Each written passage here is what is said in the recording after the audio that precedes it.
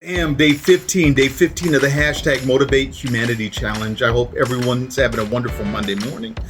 Look, today we're going to talk about structure, having some sort of structure in your day, in your week, in your month, in your life. A lot of us just wake up and go. We're just routine and we're not like thinking about things. We're just on autopilot. Take a moment this week, step back, write your goals down.